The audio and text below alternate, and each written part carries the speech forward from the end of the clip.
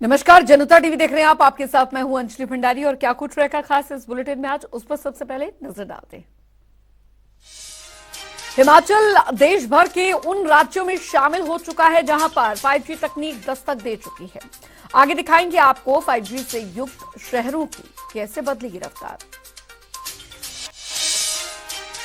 हिमाचल की तीर्थन घाटी में अब फागली उत्सव की धूम है। कुल्लू की तलहटी से दिखाएंगे आपको परंपरागत संस्कृति की झलक, जिसमें मुखौटा नृत्य को देख पर्यटक भी हो गए कायल। हिमाचल में सड़कों की हालत खस्ता है। कई जगह बड़े बड़े गड्ढे हादसों का इंतजार कर रहे हैं। आगे देखिए, हिमाचल में विकास के दावों को आईना दिखाती है हमारी ये खास रिपोर्ट।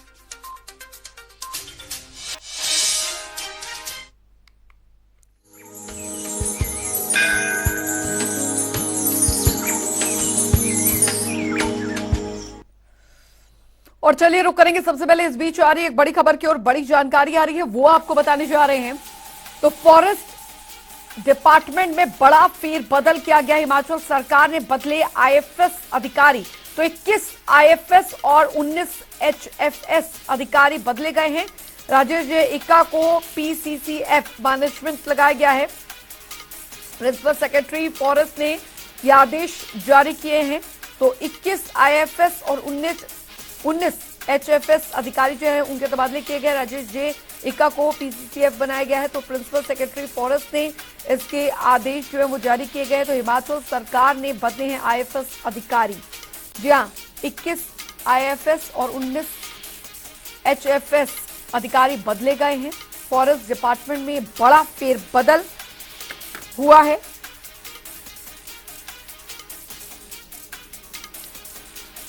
ये बड़ी खबर आपको बता रहे हैं, बड़ी जानकारी आपको दे रहे हैं। ब्यूरो चीफ विकास हमारे साथ इस बीच जुड़ गए हैं ज्यादा जानकारी के साथ। विकास, फॉरेस्ट डिपार्टमेंट में बड़ा फेरबदल किया गया है।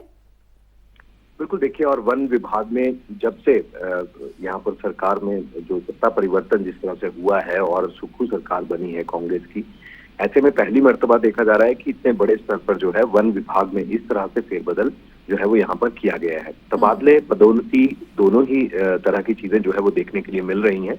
और ये देखा जा रहा था, लंबे अरसे से चर्चा जो है वो इसी बात को लेकर हो रही थी कि आखिरकार तबादले जो है ये वन विभाग के भीतर जो है वो कब हो सकते हैं। तो अब जो है पिछले कल ही शाम को ही मौका था जब आदेश जो है वो जारी किए गए हैं, और जिसमें साफ तौर पर जो है वो 21 जो भारतीय वन सेवा है, जो आईएफएस कैटेगरी है, उसके अधिकारियों को यहाँ पर जो है वो तबादले जो है वो यहाँ पर हुए हैं। जबकि 19 हिमाचल प्रदेश वन सेवा अधिकारी हैं जिनके तबादले यहाँ पर किए गए हैं। और जो प्रधान सचिव हैं ओंकार शर्मा, उनकी तरफ से ये आदेश यहाँ पर जारी किए गए हैं। और ये देखा जा रहा था, सुक्खू सरकार भी जब सत्ता में आई थी तब से ये बात कही जा रही थी कि कोई बड़े स्तर पर फेरबदल जो है वो यहाँ पर नहीं किए जाएंगे। लिहाजा जो अधिकारी हिमाचल प्रदेश में जहां पर कार्यरत है, काम करना चाहे वो काम कर सकते हैं, लेकिन अगर काम करने का रवैया अगर सही नहीं होगा तो ऐसे अधिकारियों को जरूर बदले जाने की बात जो है वो यहाँ सुक्खू सरकार कह रही थी। पहले जो है ये कयास लगाए जा रहे थे कि कब वन विभाग के भीतर भी ये तमाम तबादले जो है वो देखे जा सकेंगे, क्योंकि इससे पहले हमने देखा कि जो आईएएस थे, आईपीएस थे, उनके तबादले जो है वो जरूर किए गए। हालांकि बहुत बड़े स्तर पर तो नहीं हुए, लेकिन जिस तरह से वन विभाग के भीतर ये तबादले हुए हैं, कहीं ना कहीं हड़कंप जैसी परिस्थितियां जरूर बन गई हैं। लेकिन इसके साथ साथ आगामी सरकार की कार्य योजना, सरकार बेहतर तरीके से काम कर सके, इस बात के लिए जो है ये कहा जा रहा है, संकेत दिए जा रहे हैं। और यही एक बड़ी वजह है वन विभाग के भीतर जो है इस तरह से तबादले जो है वो देखने और सुनने के लिए मिल रहे हैं। जी, बहुत बहुत शुक्रिया विकास शर्मा इस तमाम जानकारी के लिए। तो बड़े स्तर पर यह फेरबदल यहाँ पर हुआ है। फॉरेस्ट डिपार्टमेंट में बड़ा फेरबदल किया गया है। इसके आदेश की कॉपी जो है वो जारी कर दी गई है। बढ़ेंगे आगे। उधर हिमाचल प्रदेश के 4 शहरों में जियो 5G इंटरनेट सेवा शुरू हो गई है। सीएम सुखविंदर सिंह सुक्खू ने शिमला में जियो के 5G नेटवर्क को लॉन्च किया। पहले चरण में शिमला, बिलासपुर, हमीरपुर, नादौन में 5G सुविधा शुरू की गई और इस साल के अंत तक हिमाचल के सभी शहरों को सुविधा मिलेगी। मुख्यमंत्री सुखविंदर सिंह सुक्खू ने कहा कि जियो कंपनी से हिमाचल में 1 साल तक फ्री सेवाएं देने का आग्रह किया और कहा कि इस समय तक कंपनी अपना जो स्ट्रक्चर है वो मजबूत कर सकती है। इससे ज्यादा से ज्यादा लोग इस सेवा को लेंगे। क्रू ने आज अपनी 5G सेवा का लॉन्चिंग की है शिमला में, हमीरपुर में। बड़ी खुशी की बात है क्योंकि हमारा जो अगला बजट है वो सब टेक्नोलॉजी बेस्ड आने वाला है। मैंने इनसे अनुरोध किया है कि आप डिस्ट्रिक्ट हेडक्वार्टर्स हमारे तुरंत प्रभाव से अगर जोड़ोगे और आने वाले समय में हमारी कई चीज़ों में डिजिटाइजेशन की तरफ हम जाने वाले हैं तो हमको उसका ज़्यादा फायदा होगा। हेल्थ में हम चाहते हैं, एजुकेशन में चाहते हैं, एग्रीकल्चर में चाहते हैं, बागवानी में हम चाहते हैं।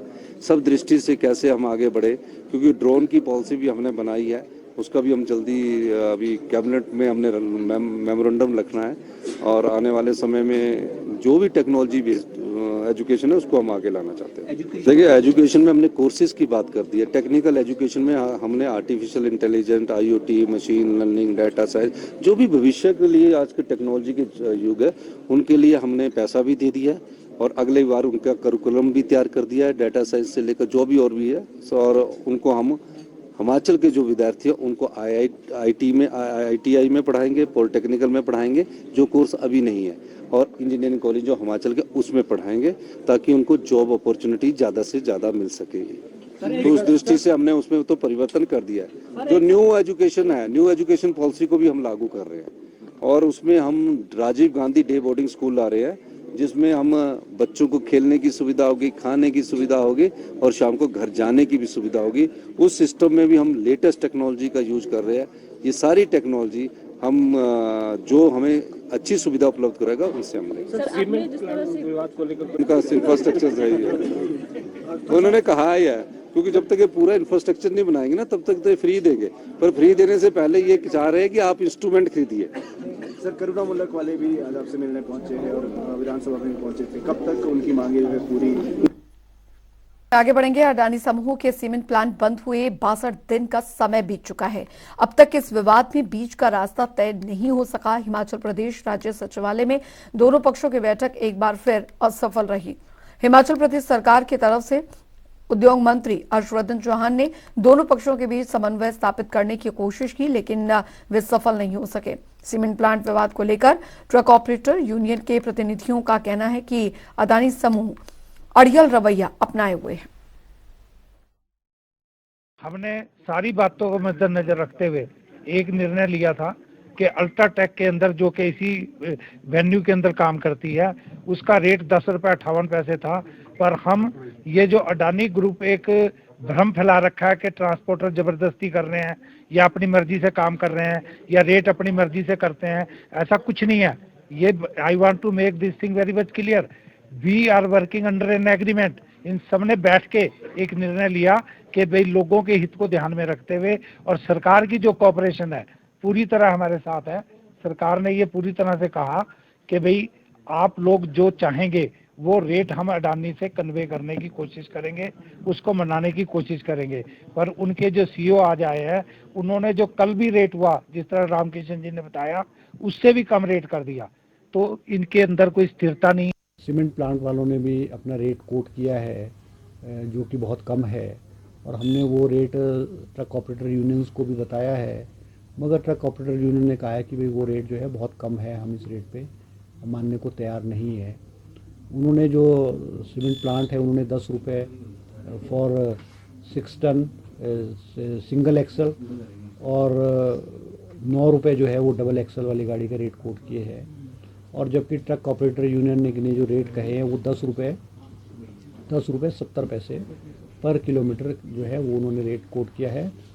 कोई कम से कम 6 मीटिंग्स जो है मैंने ट्रक ऑपरेटर्स और अडानी ग्रुप के साथ आपस में हमने की है। हम तो एज ए मीडिएटर काम कर रहे हैं। This is a dispute between 2 parties and we are trying to resolve it. अब अगर वो दोनों पार्टी अपना एक एटीट्यूड, एडमेंट एटीट्यूड रख ले तो हम तो उसमें कोई विषय ज़्यादा नहीं कर सकते। ठीक, बढ़ेंगे आगे। हिमाचल हर गांव और शहरों में सड़कों को पहुंचने के लाख दावे यहां पर किए जा रहे हैं, लेकिन सभी दावे कैसे जमीनी स्तर पर फेल हो रहे हैं इस रिपोर्ट में देखिए।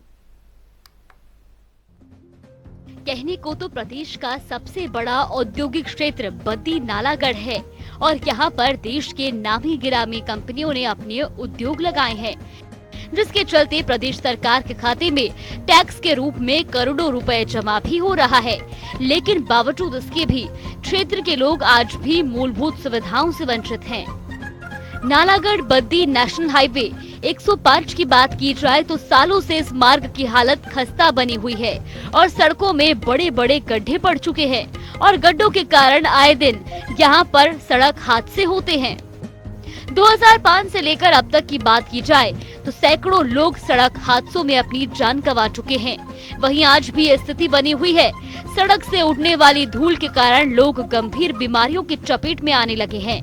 बद्दी की और नालागढ़ की ट्रैफिक यूनिट्स मुस्तैद रहते हैं, 24 घंटे ड्यूटी में रहते हैं और हम सब जानते हैं कि NH का काम चल रहा है जो तकरीबन 2024 तक अंत तक इसकी कंप्लीशन होगी। हमारा बहुत सारा तंत्र, हमारी पेट्रोलिंग पार्टीज़, हमारे बॉयज़ और गर्ल्स टीम लगे रहते हैं ताकि एक कॉम्प्रिहेंसिव अरेंजमेंट हो ताकि लोगों को सुविधाएं मिलें और दिक्कतें कम हों। ऑफ कोर्स हमें भी प्रॉब्लम आती है, खड्डे रहते हैं, खड्डों में ट्रैफिक का फ्लो कम हो जाता है, 2 व्हीलर्स खड्ड बचाने के चक्कर में एक्सीडेंट हो जाता है। हमारे लिए है, हमने कंसर्न विभागों को हम समय समय पर अवगत करवाते रहते हैं और उनको रिक्वेस्ट करते रहते हैं कि आप खड्डे भरें।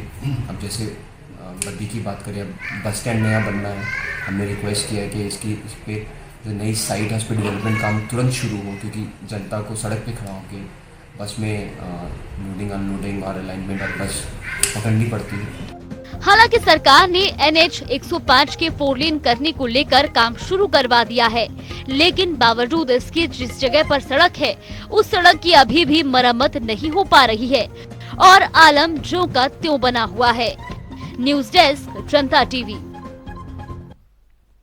उधर हिमाचल के कुल्लू के तीर्थन घाटी के हुसैनी में फागली उत्सव मनाया गया जिसमें कि परंपरागत संस्कृति की झलक देखने को मिली। फागली उत्सव में मुखौटा नृत्य आकर्षण का केंद्र रहा। वहीं पर्यटक कुल्लवी संस्कृति देखकर इसके कायल हो गए और उत्सव की तारीफों के पुल बांधे। तीर्थन घाटी के विभिन्न गांवों में हर साल 13 से 15 फरवरी तक फागली उत्सव यानी कि मुखौटा नृत्य फाल्गुन संक्रांत के दौरान किया जाता है। कुछ चुनिंदा लोगों द्वारा मुखौटा नृत्य करके गांव से आसुरी शक्तियों को भगाया जाता है जिससे कि साल भर गांव में सुख समृद्धि बनी रहती है।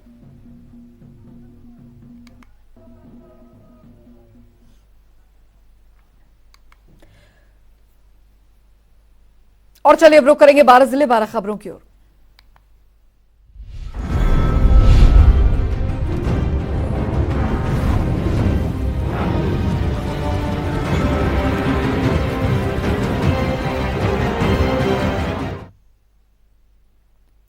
सोलन के ग्रामीण क्षेत्रों में लोग बंदरों से परेशान हैं जिससे निजात पाने के लिए किसान काफी समय से संघर्षरत हैं, लेकिन अब कृषि विभाग ने इस समस्या का समाधान सोलर फेंसिंग से निकाला है। इसे लगाने के लिए किसानों को सरकार की ओर से सब्सिडी भी दी जा रही है। कृषि विभाग ने किसानों को सोलर फेंसिंग देना भी शुरू कर दिया है। हमारी एक स्कीम है वही बाढ़ बंदी की जो बंदरों से निजात पाने के लिए है, जिसमें हमारे को काफ़ी ज़्यादा बंदरों की आपको पता है बंदर या जंगली जानवरों का आतंक रहता है। उसमें हमने 69 केसेस सैंक्शन किए हैं और हमें जो बजट प्राप्त हुआ था वो 262 लाख हुआ था। तो अभी एक पटाखा गन भी है जो कि भी हमारे पोर्टल पे ही है, एग्री कैनन बोलते हैं जिसको। उसमें 6 रुपये 25 पैसे 6,000 रुपये सब्सिडी, 6,000 रुपये टोटल कॉस्ट है, 3,000 रुपये सब्सिडी है और उसमें साल भर का खर्चा 6 रुपये 25 पैसे है। तो उसमें बंदूक की तरह पटाखा बजता है जिससे कि जंगली जानवर भाग जाते हैं और फिर उनको एक मैसेज मिल जाता है कि हमें इस घर यहाँ खेत के आसपास नहीं आना है। बरोटीवाला में फौजी के परिजनों संग मारपीट के मामले में फौजी की पत्नी और परिवार का नया बयान सामने आया जिसमें उन्होंने किसी भी तरह की मारपीट होने से इनकार किया है, बल्कि मारपीट का षड्यंत्र रचा गया था। फौजी की पत्नी ने बताया कि षड्यंत्र के तहत उसे फोन आया जिस पर उसे घर से बाहर बुलाकर मारपीट की। हालांकि इस पर अभी पुलिस का बयान आना बाकी है। तो सर मामला ये था कि वो हमारे पहले भी केस चले हुए थे। उस दिन वो एक साजिश के तहत हमारे गांव में आए और वो बेटी को उन्होंने किसी बहाने से रोड में बुलाया और बोलने लगे कि ये जो हमारे पहले केस चले हुए हैं 498 का भी चला हुआ है उसको वापस लिया जाए, ताकि इस मामले में ना कोई गिरफ्तारी हुई ना ही इसमें हम आरोपी हैं। इन्होंने सिर्फ झूठा केस बनाने के लिए, पहले वाले केस वापस लेने के लिए इन्होंने ये षड्यंत्र रचा। हमारी जो ये बच्ची है इसके साथ उन्होंने लेडीज़ों ने मारपीट की थी और हम इसको छुड़ा के सिर्फ वहाँ से चले गए थे। तो उन्होंने इसको मुद्दा बना के हमें पुलिस स्टेशन में बुलाया गया। उन्होंने भी वीडियो बनाई हुई है कि मेरी जो माँ और मेरी जो सिस्टर को मारा पीटा है वो सब झूठ है। और फिर हमारा केस लाया उसने, मेरी ननद ने, थाने में कि हमारे को मारा पीटा है, सब कुछ झूठ है। मेरी सास और ननद गांव में आई, उन्होंने मेरे को बोला कि अपना केस वापस ले लो, अब हम प्यार से रहेंगे। खरूनी में वो रहते हैं, हम प्यार से रहेंगे सब लोग। और ये सब कुछ उन्होंने ड्रामा क्रिएट किया मेरे गांव में आकर के अपना केस वापस ले लो। बट मैंने ऐसा करने से मना किया, तो वो मेरे साथ फिर से उन्होंने उसी तरीके से मारपीट की जिस तरीके से ससुराल में करते थे।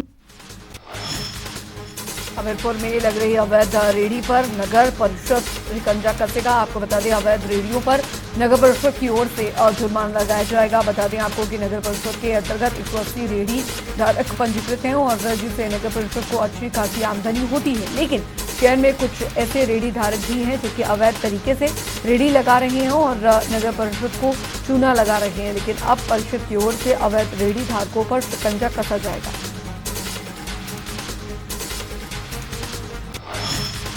कोरोना काल में सोलन के अस्पतालों में 4 ऑक्सीजन प्लांट स्थापित किए गए थे, जिसमें से सिर्फ अब क्षेत्रीय अस्पताल में स्थापित ऑक्सीजन प्लांट ही सही तरीके से काम कर रहे हैं, जिसके चलते अस्पताल में लंबे वक्त से ऑक्सीजन की कमी का सामना नहीं करना पड़ता है। इस बीच बाकी अस्पतालों का भी निरीक्षण करके कमियों को सुधारने के निर्देश दिए जा रहे हैं, जिनमें इन 4 ऑक्सीजन प्लांट को ठीक करने के निर्देश भी दिए गए हैं। नाहन में वैलेंटाइन डे पर लैंगिक समानता और महिला जागरूकता कार्यक्रम का आयोजन किया गया। इस कार्यक्रम में जेबीटी की प्रशिक्षकों को महिलाओं के अधिकारों से रूबरू करवाया। कार्यक्रम अधिकारी सुमित्रा शर्मा ने बताया कि समाज की वास्तविक स्थिति में महिलाओं के साथ लगातार आपराधिक वारदातें बढ़ रही हैं। ऐसे में हाल ही में सामने आए सर्वे का हवाला देते हुए बताया कि अपराधों के खिलाफ जागरूक करना बेहद जरूरी है।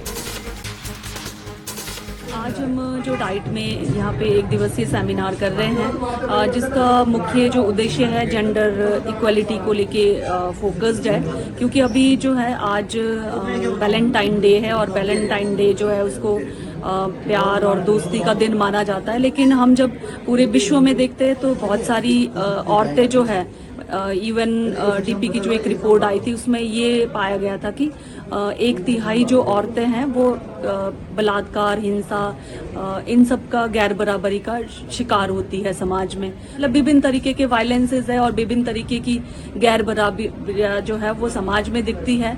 तो भाई हम कम से कम एक ऐसा समाज बनाएं, ऐसी दुनिया बनाएं जहाँ पे जो है महिला और पुरुष जो है दोनों समान रूप से रह सके। सोलन में कांग्रेस प्रवक्ता कुशल जेठी ने पुलवामा घटना को लेकर केंद्र सरकार पर निशाना साधा। कुशल जेठी ने कहा कि दरअसल अगर कारगर कदम उठाए होते तो देश के वीर सपूतों की शहादत न होती। वहीं शहीदों को श्रद्धांजलि देते हुए कहा कि हमारे वीर जवानों ने घटना का मुंह तोड़ जवाब दिया था और देश की सुरक्षा के लिए वीर जवानों ने अपना बलिदान भी दिया। सन 2019 में आज ही के दिन भारत माता के वीर सपूतों के ऊपर जो पुलवामा में एक कायराना अटैक हुआ था, उसकी पूरे देश ने निंदा करी थी। और आज के दिन हम सभी देशवासी उन वीर सपूतों को नमन करते हैं और परमात्मा से प्रार्थना करते हैं कि परमात्मा उनको अपने स्थान में जगह दें। उनसे ये प्रेरणा लेते हुए कि भारत माता के लिए, अपने देश के लिए जो आज हम सुख की सांस ले रहे हैं, भारतवासी चैन की नींद सो रहे हैं, अपने बच्चों के साथ अपने परिवार में रह रहे हैं, मैं समझता हूँ ये उन वीर सपूतों का ही बलिदान था जिसके कारण आज देश में सुख, शांति और समृद्धि दौड़ रही है। नाहन के डॉक्टर वाइस परमार राजकीय महाविद्यालय में 7 दिवसीय एनएसएस शिविर का आयोजन किया जा रहा है, जिसमें कई प्रकार की गतिविधियां आयोजित हो रही हैं। शिविर के छठे दिन महाविद्यालय में एनएसएस के छात्रों ने चिकन मौरी व्यंजन बनाए और इस शिविर में एनएसएस के 67 स्वयंसेवी हिस्सा ले रही हैं। एनएसएस प्रभारी ने बताया कि शिविर में जागरूकता कार्यक्रम भी शामिल है। साथ ही इस शिविर के दौरान एनएसएस के स्वयंसेवियों ने गोद लिए गए 5 गांवों में जाकर आर्थिक सर्वेक्षण भी किया। एनएसएस नाहन राजकीय महाविद्यालय नाहन के एनएसएस शिविर में विशिष्ट शिविर चल रहा है। ये 7 दिन का शिविर है जो 9 तारीख को डीसी सिरमौर आर.के. गौतम जी ने इनोग्रेट किया था इस फंक्शन को, और 9 से लेकर 15 तारीख तक चलेगा। कल 15 तारीख को इसका क्लोजिंग रहेगा। इन 7 दिनों में बच्चों ने समाज सेवा के अलावा अदर एक्टिविटीज़ भी की।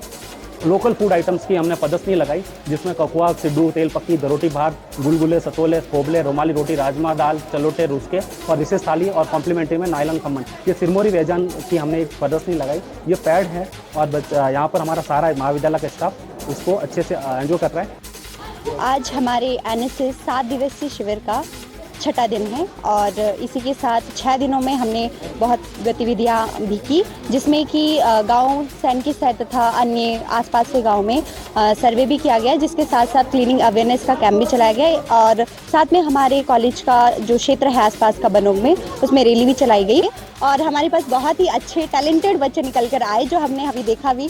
और साथ ही साथ जिन बच्चों के यहाँ के जो स्थानीय बच्चे हैं नाहन के, वो भी शायद कहीं ना कहीं उन डिशेस को नहीं जानते थे, परंतु जब से इस कैंप में आए तो उन्हें भी एक मौका मिला इन सभी डिशेस को जानने का। सोलन में भी कांग्रेस की ओर से प्रेस कॉन्फ्रेंस का आयोजन किया गया। इस कॉन्फ्रेंस की अध्यक्षता पार्टी जिला प्रवक्ता वेद गर्ग ने की। वेद गर्ग ने कहा कि जो काम 5 सालों में नहीं हो पाया, वो 2 महीने में कांग्रेस की सरकार ने कर दिखाया।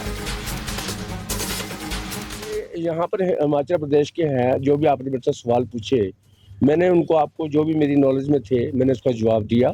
मैं जनता से यही सिर्फ अपील करना चाहता हूँ कि सरकार को भी बने सिर्फ 2 महीने हुए हैं, थोड़ा सरकार को वक्त दें, थोड़ा उनको समय दें। अभी समझने का समय देंगे पिछली सरकारों ने इन 5 सालों में क्या क्या कुछ किया था। अब जो सरकार ने किया है उसकी भरपाई हम तो नहीं कर सकते ना जी। हम तो यही कर सकते हैं कि जो सरकार ने आगे वादे किए हैं, जो आगे डेवलपमेंट के काम होने हैं, वो सुचारू रूप से होंगे। इस बात का मैं आपको विश्वास दिलाता हूँ। सरकार जो है हिमाचल प्रदेश में सुखविंदर सिंह सुक्खू जी की सरकार जो है एक कामयाब सरकार बन के उभरेगी और हम यहाँ पर एक दिशा और जो दिशा है दोनों को बदलेंगे। ज्वाली के राजकीय पाठशाला की ओर से वार्षिक पारितोषिक वितरण समारोह का आयोजन किया गया, जिसमें कि कृषि एवं पशुपालन मंत्री चंद्र कुमार ने बतौर मुख्य अतिथि शिरकत की। इस मौके पर चंद्र कुमार ने शिक्षा को ही जीवन का सबसे बड़ा मूल मंत्र बताया। उन्होंने कहा कि शिक्षित परिवार का समाज और देश की प्रगति में महत्वपूर्ण योगदान रहता है।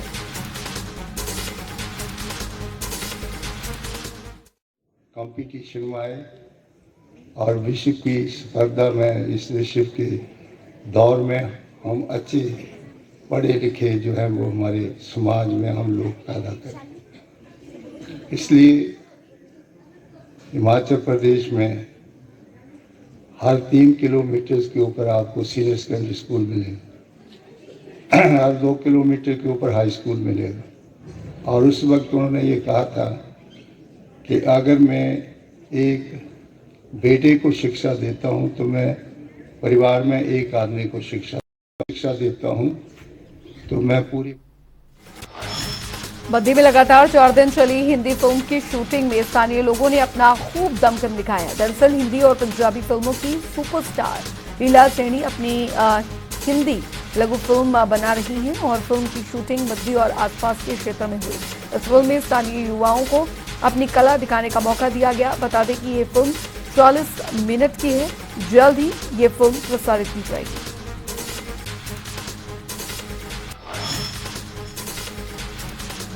राष्ट्रीय एकता यात्रा के तहत पूर्वोत्तर राज्यों से हिमाचल प्रदेश आए छात्रों के लिए सामुदायिक भवन में नागरिक अभिनंदन समारोह का आयोजन किया गया। इस कार्यक्रम में विधायक विन सिंह परमार ने बतौर मुख्य अतिथि शिरकत की। कार्यक्रम में विशिष्ट अतिथि के रूप में एबीवीपी के पूर्व राष्ट्रीय महामंत्री उमेश दत्त शर्मा भी उपस्थित रहे। इस मौके पर विन सिंह परमार ने कहा कि सरदार वल्लभ भाई पटेल ने छोटी छोटी रियासतों को मिलाकर इस देश की एकता को बनाए रखा। उसी कड़ी को विद्यार्थी परिषद ने भी जारी रखा है। पुलवामा अटैक में तिलक राज को शहीद हुए 4 साल बीत चुके हैं, लेकिन अभी तक वायदे पूरे नहीं हो पाए हैं। शहीद के परिजन आज भी वायदों को पूरा होने की राह ताक रहे हैं। शहादत पर तत्कालीन सरकार ने शहीद के घर को जाने वाली सड़क का नाम उन्हीं के नाम पर रखने और शहीदों गेट बनाने समेत कई और अहम वायदे किए थे। इनमें शहीद की पत्नी को सरकारी जॉब देने का वादा भी शामिल है। शहीद के पिता का कहना है कि उनको आज भी अपने बेटे के घर आने का इंतजार रहता है।